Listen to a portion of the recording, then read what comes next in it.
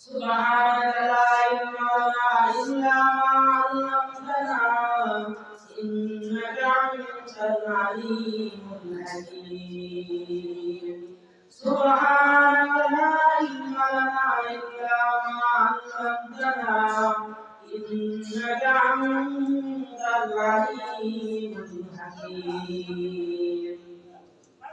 الحمد لله আল্লাহ সুবহানাহু ওয়া তাআলা আমাদেরকে এই জান্নাত বাগানে আসবার মতো বসবার মতো এবং কিছু কথা বলার মতো বিজ্ঞান দিয়েছেন।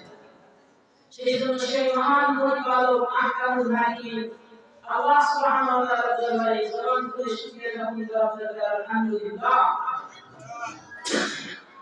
সময়ের সঙ্গে এই জন্য সংক্ষেপে কয়েকটা কথা বলবো।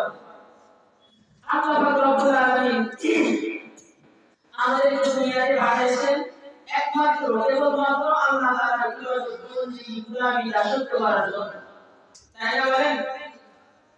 এই আল্লাহ পাক রব্বুল আলামিন আমাদের দুনিয়াতে পাঠাইলো, কেন পাঠাইলো? বললেন আল্লাহ ইবাদত করার জন্য। কিন্তু ইবাদত আসলে কিসের নাম?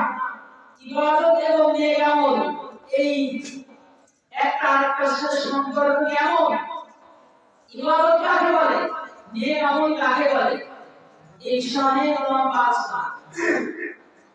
আল্লাহ পাক রব্বুল আলামিন আমাদেরকে আল্লাহ তাআলা ইবাদত করতে গোলামি দাসত্ব করার জন্যই আল্লাহ তাআলা আমাদেরকে দুনিয়াতে পাঠিয়েছেন।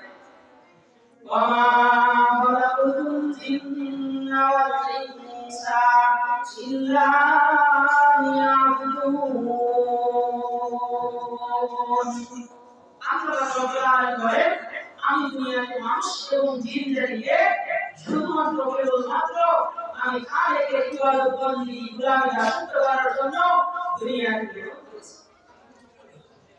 মানুষ যদি আল্লাহ রব্বুল আলামিনের হুকুম না মানে তাহলে আল্লাহ রব্বুল আলামিন আবার এই মানুষের জন্য জাহান্নাম বানিয়ে রেখেছে। আর যারা আল্লাহর হুকুমকে বাস্তবায়ন করবে তাদের জন্য আল্লাহ তাআলা জান্নাত বানিয়ে রেখেছে। সুবহানাল্লাহ। আল্লাহ রাব্বুল আলামিন আমাদেরকে দুনিয়াতে পাঠিয়েছেন আল্লাহ তাআলার বন্দেগী ইবাদত বন্দেগী গোলামি দাসত্ব করার জন্য। আল্লাহ তাআলা দুনিয়াতে মানুষ পাঠানোর পরে একটা জীবন গাইডলাইন আল্লাহ রাব্বুল আলামিন দিয়ে দিয়েছেন যে পবিত্র কোরআনুল কারীম, এই কোরআনুল কারীম যদি কোরআনুল কারীম অনুযায়ী যদি কোনো ব্যক্তি তার ব্যক্তিগত জীবন থেকে পারিবারিক জীবন থেকে সামাজিক জীবন থেকে রাষ্ট্রীয় জীবন, রাষ্ট্রীয় জীবন থেকে সামাজিক জীবন, এই সমস্ত জীবনের প্রত্যেকটা ধারায় বসে কোরআনুল কারীমকে বাস্তবায়ন করতে পারে আল্লাহ নবী হযরত মুহাম্মদ আরবি সাল্লাল্লাহু আলাইহি ওয়াসাল্লামের তরিকায়, তাহলে এই ব্যক্তির আর কোনো ভয় থাকবে না। এই ব্যক্তির আর কোনো ভয় থাকবে না। এজন্য কোরআনুল কারীম এবং রাসূলুল্লাহ সাল্লাল্লাহু আলাইহি ওয়াসাল্লামের ৬৩ বছরের জিন্দেগিকে বাস্তবায়ন করে নিজের জীবনকে পরিচালিত করতে হবে। আর এই জীবনকে পরিচালিত করার জন্য শিক্ষা স্থান হলো এই মাদ্রাসা। এই মাদ্রাসার সন্তানেরা, এই মাদ্রাসার ছেলেরা কত ভালো। আল্লাহ পাক রব্বুল আলামিনের কালাম এরা দৈনিক তেলাওয়াত করে। আল্লাহ নবী হযরত মুহাম্মদ আরবি সাল্লাল্লাহু আলাইহি ওয়াসাল্লামের হাদিস শরীফ তেলাওয়াত করে, হাদিস শরীফ দৈনিক পাঠ করে। قال رسول الله صلى الله عليه وسلم خيركم من تعلم القرآن وعلمه। আল্লাহ নবী মুহাম্মদ আরবি সাল্লাল্লাহু আলাইহি ওয়াসাল্লাম বলেন, তোমাদের ভিতরে ওই ব্যক্তি হলো সর্বশ্রেষ্ঠ হলো ওই ব্যক্তি যে কোরআন হাদিস শিক্ষা করে এবং কোরআন হাদিস শিক্ষা দেয়। তার মানে হলো সর্বশ্রেষ্ঠ মানুষ।